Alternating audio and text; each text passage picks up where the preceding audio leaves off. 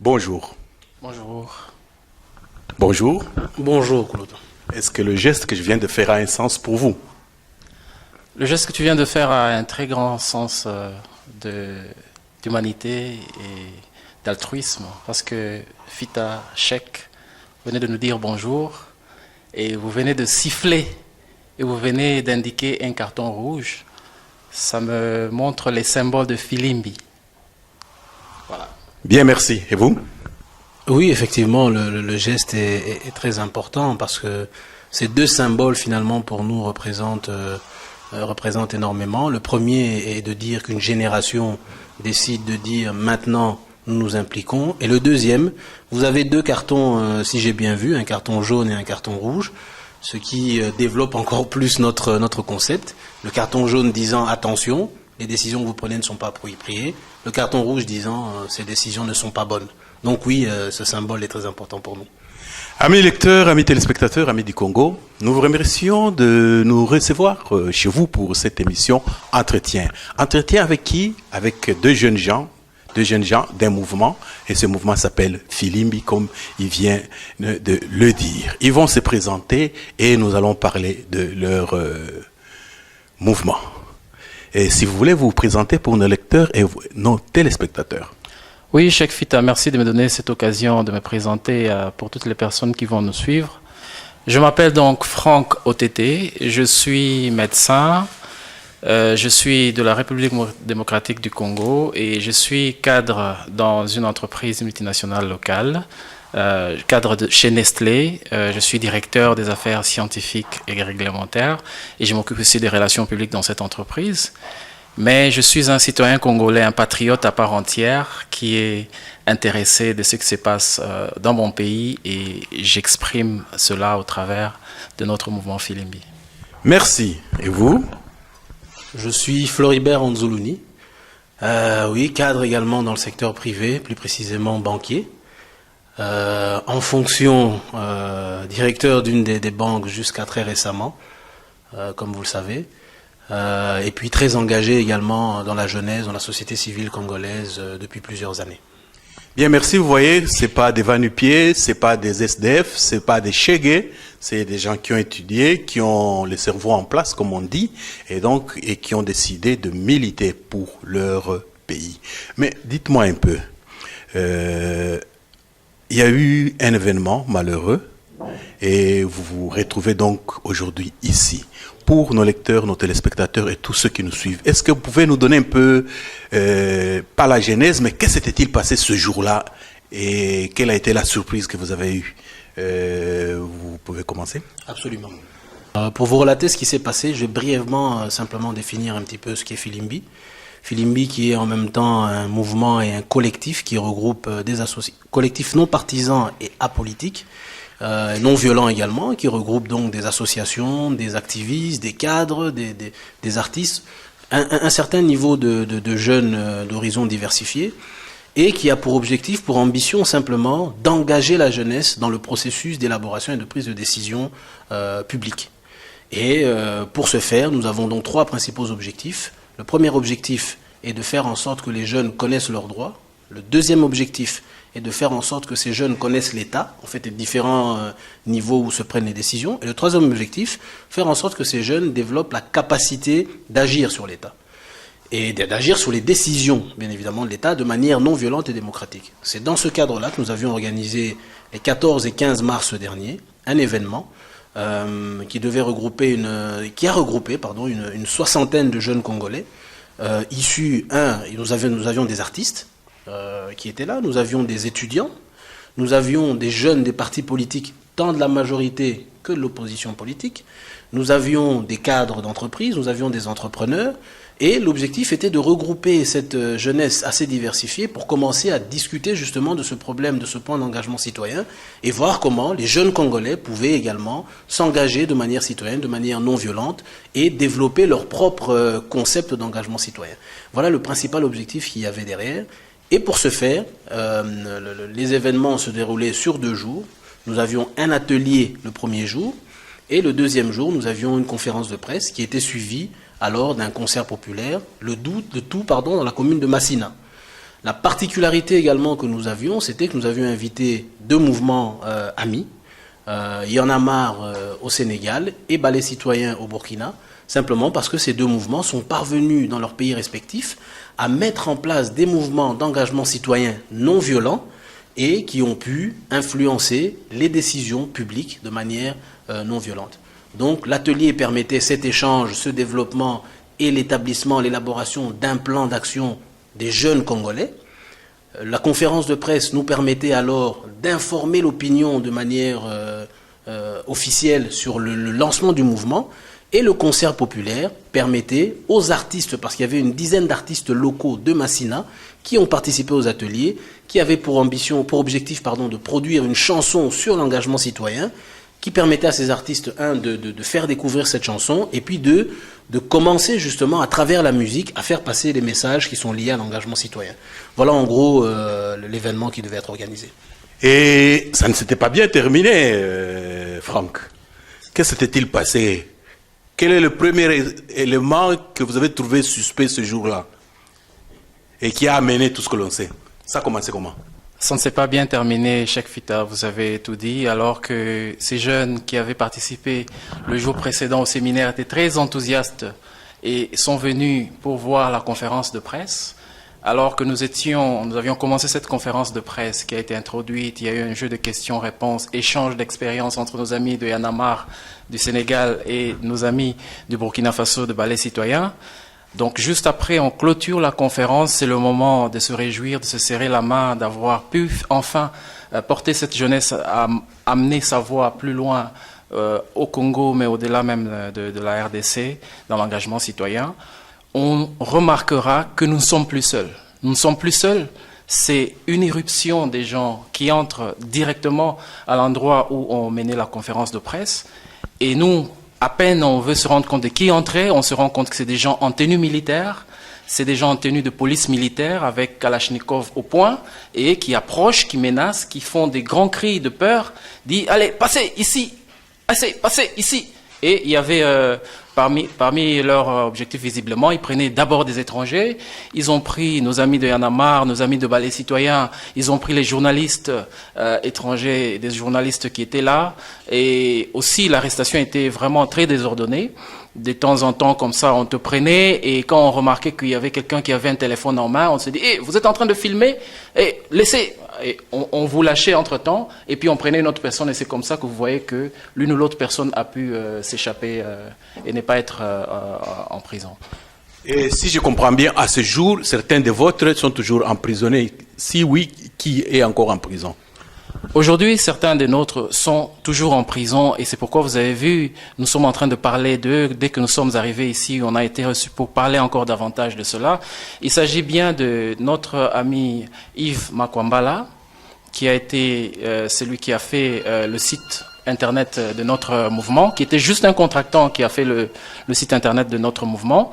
Mais il y a aussi notre ami Fred Baouma, du mouvement Lucha de Goma, parce que Flori a si bien défini que notre mouvement, c'est un collectif, c'est un mouvement qui embrasse d'autres mouvements des jeunes. Donc, notre ami Fred Baouma et notre ami Yves Makwambala sont encore aujourd'hui en prison, sans des motifs clairs sur lesquels ils sont arrêtés, sans un procès classique ou des mobiles valables pour lesquels ils sont arrêtés.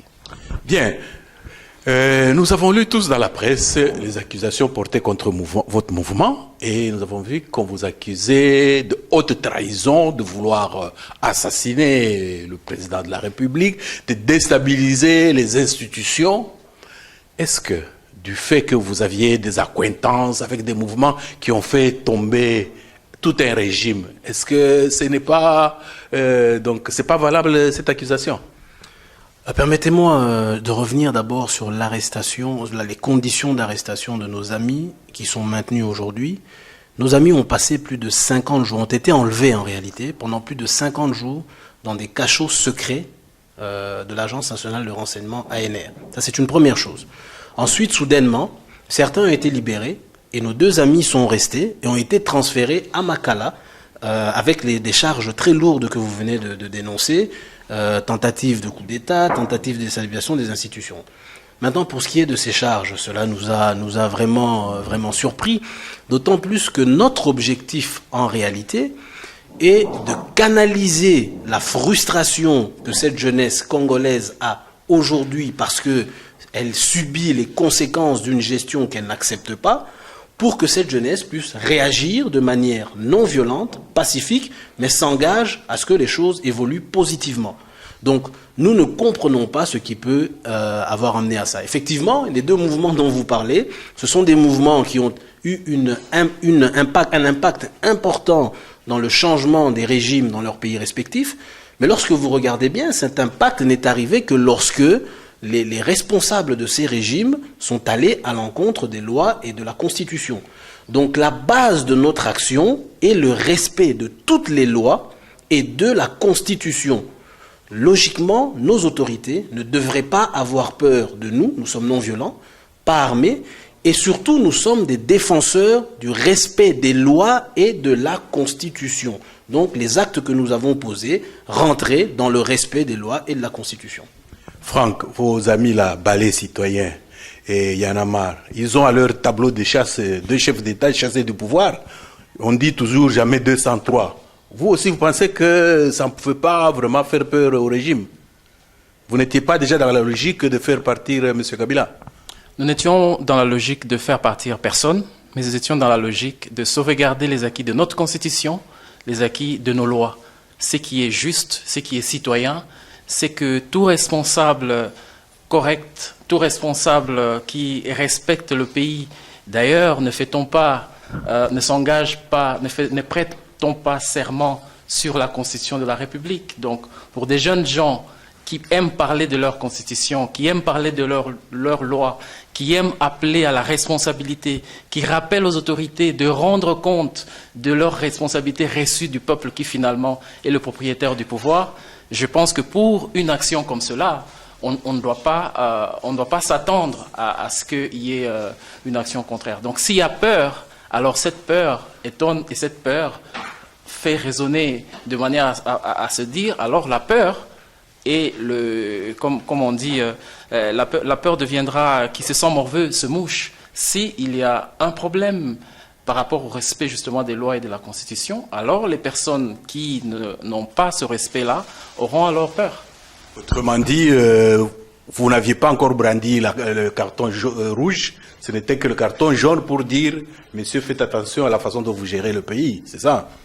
C'était vraiment, d'ailleurs, je dirais même, pas encore de carton du tout. Il n'y avait même pas du tout de carton. Nous avions des cartons qui étaient prêts. Nous avions le rouge pour dire, en rapport avec les lois, constitutions, en rapport avec l'engagement, le respect de ce qui est établi, on ne peut pas transiger, c'est directement le rouge. Mais on n'avait brandi ni aucun carton. On était juste en train d'expliquer les principes à nos jeunes. Et nous étions contents de dire à nos jeunes, enfin, aujourd'hui, le mouvement Filimbi, qui est votre partenaire dans l'engagement citoyen, est né. Et ce mouvement va être le véhicule au travers duquel vous pouvez désormais vous exprimer librement pour votre engagement citoyen. Et voici, nos amis de Balai Citoyen et de Y'en a marre ont pu soutenir leur peuple respectif dans des manifestations pacifiques, responsables, comme l'a dit mon ami Flory. Et curieusement, on regarde tout simplement, c'est que la partie où ces amis ont pu contribuer, entre autres, à faire partir leur chef d'État. Nous rappelons qui était sur le point de ne pas respecter les lois et constitutions. Je suis fier de mes autorités au moment qu'elles respectent les lois et notre Constitution. Voilà. Bien, merci pour cet éclairage. Nous allons parler d'aujourd'hui et de demain. Vous êtes ici, vous pensez rentrer au pays, et si vous rentrez au pays, vous n'avez pas peur de vous retrouver à Makala? Oui, c'est une très bonne question. On a oublié de faire quelque chose, Monsieur Fita. La première des choses, c'est peut-être de définir le mot Filimbi. Filimbi, c'est coup de sifflet en Swahili. Tout le monde ne le sait pas. Donc, c'est lié à notre symbole. Deuxième petite chose sur laquelle je voudrais revenir vraiment, c'est que toutes les charges qui sont portées contre nos deux amis encore enlevés aujourd'hui n'ont aucun soubassement. C'est-à-dire, il n'y a aucune preuve matérielle aujourd'hui sur ces charges-là. Le rapport de la commission parlementaire a été rendu public et dans ce rapport, en dehors de quelques allégations légères que nous allons justifier parce qu'elles ne tiennent pas la route non plus, il n'y a aucun élément qui puisse permettre de déterminer, de confirmer ces charges. Ça, c'est un premier point. Deuxième chose, rentrer, oui, notre objectif aujourd'hui n'est pas de venir nous exiler en Belgique en ce moment, ce n'est pas notre objectif, mais malheureusement, tel que les choses évoluent aujourd'hui, des proches et amis continuent à être intimidés, des familles sont intimidées mais très fortement, avec des descentes de militaires, d'agents de l'ANR et ainsi de suite. Nos deux amis qui sont encore arrêtés, tous ces événements nous font clairement voir que nous ne pouvons pas à ce jour malheureusement rentrer tant que les autorités ne vont pas renoncer à tous ces actes. Et à un moment donné, il va falloir poursuivre les personnes qui ont commis tous ces actes, parce que ces actes non seulement n'ont respecté ni les lois ni la Constitution, mais ne sont basés sur aucun élément matériel, ce qui est très grave.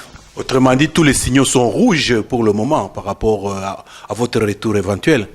Tous les signaux sont rouges parce qu'il n'y a aucun signal de ceux qui ont été arrêtés, malgré tout l'éclairage que nous avons fourni au travers toute la campagne de communication que nous avons faite par la presse, au travers de la presse internationale, malgré tous les signaux au travers des messages que nous avons envoyés, malgré toutes les enquêtes qui se sont faites. Il y a eu une commission parlementaire qui avait été constituée justement à propos de ce qui s'est passé le 14 et le 15 mars dernier avec Filimbi. Cette commission parlementaire a établi un rapport. Et dans ce rapport, normalement, il n'y a rien de consistant qui explique, qui justifie les accusations fortes que le ministre de Communication avait fait. Donc, tout est rouge pour des raisons que nous ne comprenons pas, pour des raisons que nous ne savons pas. Et nous avons peur aujourd'hui que la jeunesse congolaise ne prenne de ses autorités et de tous ses aînés un exemple qui ne cadre pas avec ce dont elle a besoin maintenant, être orientée pour s'engager de manière responsable pour notre pays.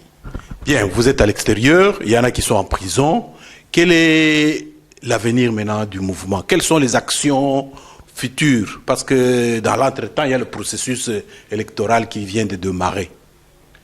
Le mouvement, clairement, l'action va se poursuivre parce qu'encore une fois, c'est une action non violente, citoyenne, et donc elle va se poursuivre de la même manière. Maintenant que nous sommes à l'étranger, plusieurs objectifs prioritaires. Le premier objectif reste quand même un plaidoyer pour faire en sorte d'abord que nos amis sortent. Ça, c'est quelque chose qui nous préoccupe énormément. Un plaidoyer auprès de toute personne physique ou morale qui peut influencer pour la sortie de nos amis qui sont innocents. Deuxième chose, effectivement, c'est échanger avec le maximum, ça c'est aussi un élément important, le maximum de compatriotes de la diaspora qui a un impact énorme sur la situation du pays et son avenir. Et troisième chose, bien évidemment, tenter tant bien que mal d'être présent dans les différents débats publics aujourd'hui au pays, dont le processus électoral. Vous avez, je pense, entendu parler d'un point qui nous préoccupe particulièrement. Les nouveaux majeurs qui ont eu 18 ans après 2011 et qui ne sont pas autorisés contre la Constitution, bien évidemment, de voter lors des élections locales et provinciales qui sont prévues normalement au mois d'octobre, c'est quelque chose qui nous préoccupe et ce sont des choses sur lesquelles nous allons continuer à poser des actions, même de loin, nous continuerons à poser des actions pour que les décisions évoluent, clairement. Et un élément à ajouter par rapport à cette question-là? Par rapport au le processus qui commence, quelle action future pour votre mouvement? Bien sûr, notre mouvement, c'est un mouvement d'éveil qui regarde que les choses puissent se passer de manière établie, de manière correcte, de manière légale. Donc par rapport à tout événement, même des événements qui ont été prévus, nous savons que maintenant il y a un calendrier électoral, on devait suivre le calendrier électoral, regarder visiblement les élections pour lesquelles la date est connue et l'échéance est claire, il y a les élections présidentielles qui sont établies, il y a d'autres événements certains qui sont en train de s'improviser en ce moment qui se mettent. Notre rôle à nous, c'est le rôle de la population congolaise entière, c'est de regarder et veiller à ce que ce qui est légal, ce qui est constitutionnel se fasse et qu'il n'y ait rien qui soit pour entraîner un glissement ou toute autre chose qui ne peut pas contribuer au développement de la population. Oui, je vous en prie. Peut-être un autre élément, il y a un débat qui est aujourd'hui ouvert, je pense que la jeunesse congolaise a également le droit de donner un avis, c'est le débat du dialogue. Tout le monde parle du dialogue. Eh bien, la jeunesse a également un avis sur le dialogue. Il n'est pas mauvais de dialoguer, c'est clair.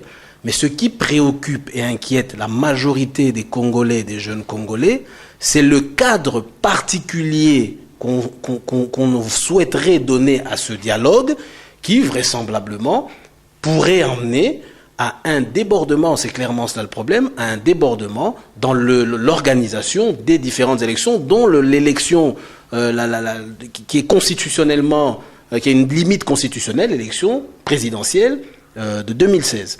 Donc l'inquiétude des Congolais aujourd'hui est à ce niveau-là. Et les Congolais, la jeunesse se pose une question, devons-nous continuer à créer des cadres particuliers pour dialoguer pendant que véritablement il existe des cadres aujourd'hui et qu'aujourd'hui le principal dialogue que les Congolais devraient avoir, c'est comment faire en sorte d'avoir un processus électoral apaisé, démocratique, mais surtout qui respecte les délais constitutionnels.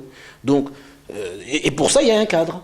Nous ne comprenons pas pourquoi créer un nouveau cadre, et l'inquiétude finalement, ce serait de créer une période qui permettrait de prolonger principalement l'élection présidentielle, ce qui ne serait pas acceptable. Vous avez soulevé le problème, le fameux problème de dialogue, mais en même temps, vous avez parlé des jeunes qui ne sont pas encore... on a refusé de les enrôler. Et comment vous allez vous y prendre s'il n'y a pas de dialogue pour les convaincre à les enrôler? Franck?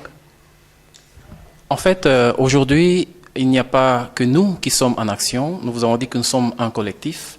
Donc aujourd'hui, nous sommes un collectif, mais déjà nous voyons combien les jeunes qui se retrouvent dans ce que nous faisons sont en train de nous contacter, de demander même comment est-ce que nous pouvons nous engager dans la lutte que vous menez, qu'est-ce que nous pouvons faire, quels sont les mécanismes d'interaction avec vous. Et nous pensons que c'est l'occasion de pouvoir, au travers de cet intérêt qui se manifeste déjà, parler très clairement avec les jeunes. Et c'est d'ailleurs ce qui était prévu.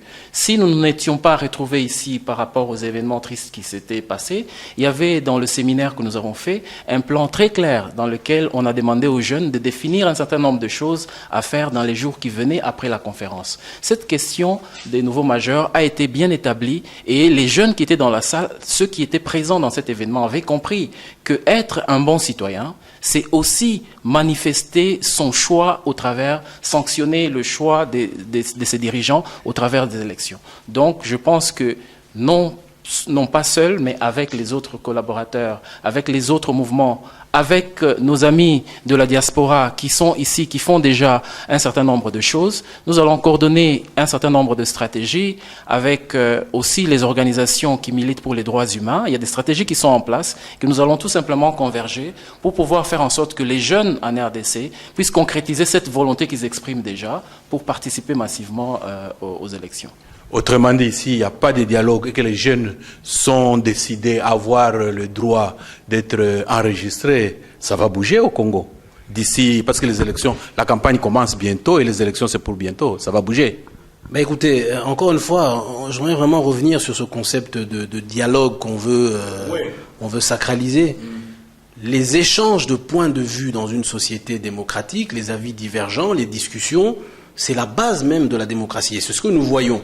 Encore une fois, ce que nous trouvons assez particulier, c'est lorsqu'on veut créer un cadre particulier qui peut aboutir à une situation finalement illégale et anticonstitutionnelle. C'est ça l'inquiétude.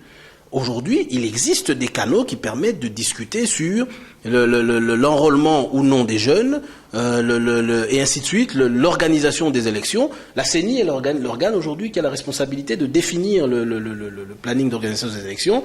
Il y a un cadre qui existe. J'ai cru voir hier les opposants se rendre à la CENI pour une discussion.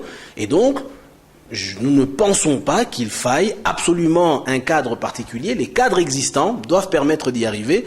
Mais encore une fois, j'espère et je demande à nos autorités de suivre, d'entendre la majorité des citoyens, l'avis et les positions de la majorité des citoyens, car ce sont les citoyens finalement qui ont la dernière décision. Et nous espérons que les autorités suivront l'avis des citoyens. Bien, merci pour toutes ces précisions, pour tous ces éclaircissements.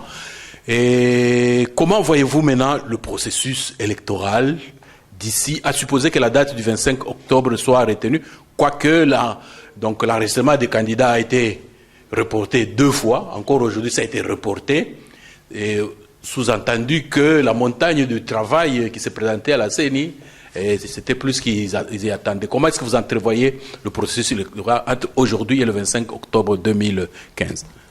Ce qui est vrai entre aujourd'hui et le 25 octobre et fin 2015, j'aime ce que mon ami Floribert Anzoulouni venait de dire, il y a dans la Constitution des élections pour lesquelles toutes les précisions ont été données. Je pense que s'il arrive qu'avec le calendrier qui était déjà très encombré de la vie de tout le monde a vu que le calendrier que la CENI avait donné était suffisamment encombré. S'il s'avère qu'aujourd'hui, on ne sait pas respecter certains aspects, certains rendez-vous électoraux, il est clair que la Constitution établit, pour ce qui est des élections présidentielles, une date et un cadre déjà bien précis. Et je crois qu'il il sera très important et urgent de se focaliser pour que celles-là, les élections présidentielles, se passent très bien parce que elles sont déjà balisées, on a déjà tout clarifié par rapport à elles, il y a une échéance, il y a des conditions pour y passer. Je crois qu'on devra se focaliser à cela et cela étant fait, on peut maintenant venir après, ayant déjà eu un président, définir ou réajuster ou se rattraper avec les autres rendez-vous électoraux. Bien, et un élément là-dessus? Mais absolument.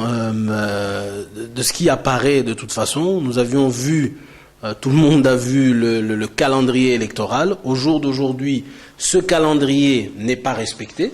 Il était contesté et il n'est pas du tout respecté, ce qui laisse à croire déjà que la date proposée à travers ce calendrier pour les élections locales et provinciales ne sera pas tenue. Jusqu'à preuve du contraire, nous parlons aujourd'hui des élections provinciales, mais rien n'est fait ou presque pour les élections locales. Les dates d'enregistrement, nous n'avons rien, alors qu'il y avait bel et bien un calendrier.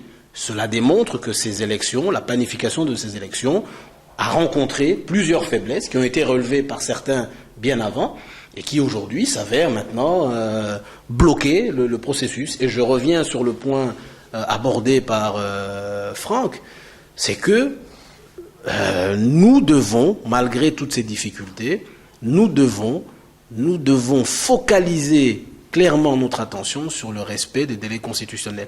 L'alternance à la tête de l'État est extrêmement important et l'avenir du Congo dépendra de cette alternance.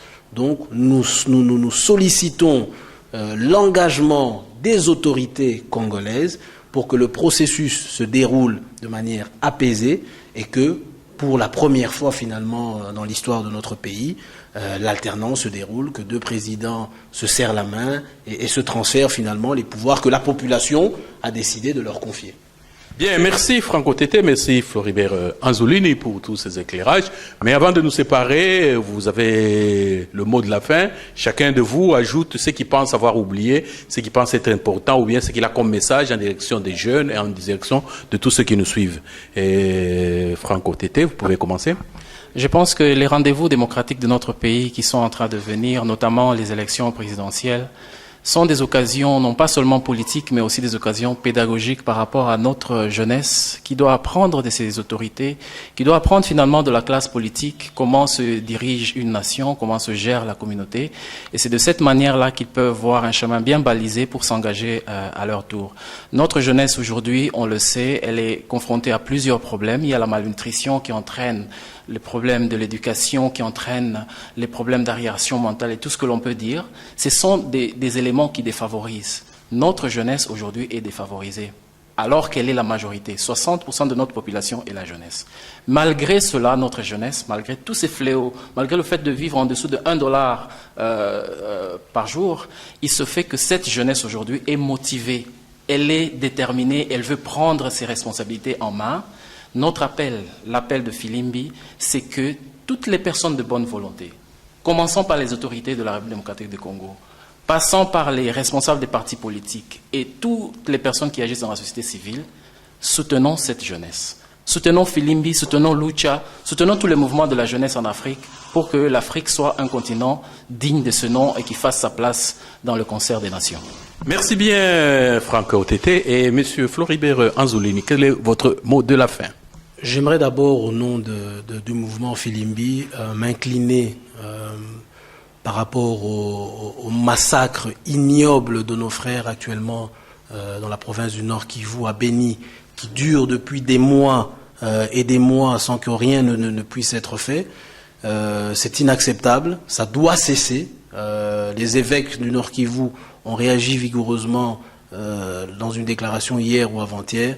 Le gouvernement, les institutions ont la responsabilité de mettre un terme à cette situation parce qu'encore une fois, beaucoup de jeunes subissent les conséquences de ces massacres. Deuxième chose, demander simplement à la jeunesse congolaise de ne pas se décourager.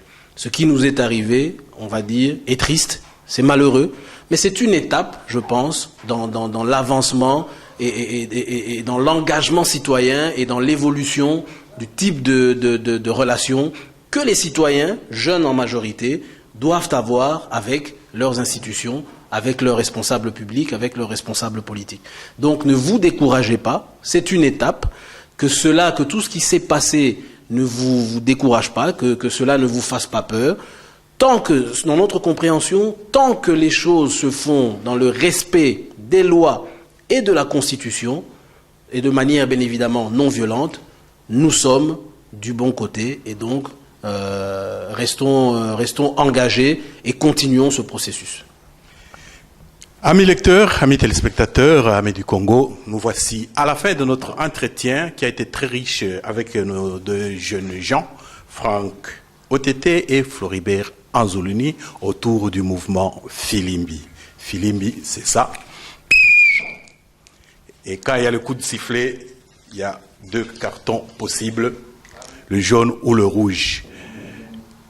Amis du pouvoir, si vous avez suivi cette émission, faites un examen de conscience, voyez ce qui mérite un carton jaune dans ce que vous faites et ce qui pourrait entraîner un carton rouge. Encore une fois, merci et au revoir.